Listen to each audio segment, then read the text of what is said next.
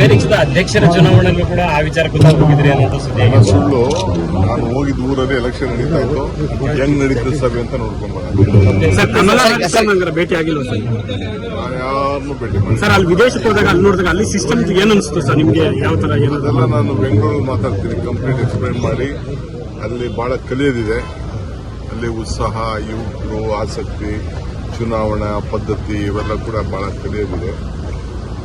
Last time ಸ್ವಲ್ಪ ಹೆಚ್ಚು ಕಮ್ಮಿ ಆಗಿರ್ಬೋದು, ಬಟ್ ಬಹಳ ಕಲಿಯೋದಿದೆ. ಅದೆಲ್ಲ ಬೇರೆ ಟೈಮಲ್ಲಿ ಇಲ್ಲಿ ಕೆಲವೊಂದ್ ಕಡೆ ನಾಗಮಂಗಲ ಮಂಗಳೂರು ಆಯ್ತು ಸರ್. ಪಿಡಿಗೆಗಳು ಬೆಂಕಿ ಹಚ್ಚಿರೋಂಥದ್ದು ಎಲ್ಲ ಸಿಸಿ ಕ್ಯಾಮೆರಾ ರೆಕಾರ್ಡ್ ಆಗಿರೋಂಥದ್ದು ಸಾಕಷ್ಟು ಹಾನಿಯಾಗಿದೆ. ಏನ್ ಹೇಳಕ್ ಬಯಸ್ತೀರಿ ಸರ್? ಸರ್ಕಾರ ಕೂಡಲೇ ಕ್ರಮ ಕೈಗೊಂಡಿದೆ.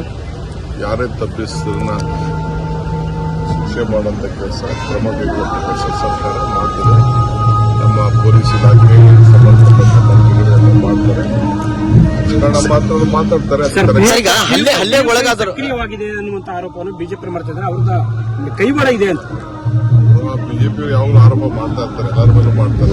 ಸರ್, ಈಗ ಯಾರ ಮೇಲೆ ಹಲ್ಲೆ ಆಗಿದೆ ಅವರನ್ನ A1 ಮಾಡಿದಾರೆ, ಯಾರು ಹಲ್ಲೆ ಮಾಡಿದ್ರೆ ಅವರನ್ನ A24 8x6 ಮಾಡಿದಾರೆ ಅಂತ.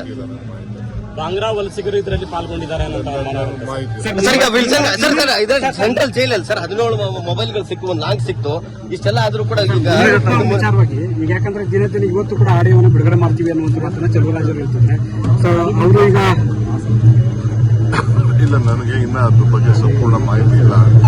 ನಾನು ಬೆಳಗಿನ ಜಾವ 5 ಗಂಟೆ 4 ಗಂಟೆಗೆ ಬಂದಿದ್ದು, ಪೇಪರ್ ನೋಡೋಕ್ಕೂ ಆಗಿಲ್ಲ. ಇನ್ನು ನನಗೆ ನಿದ್ರೆ ಸ್ವಲ್ಪ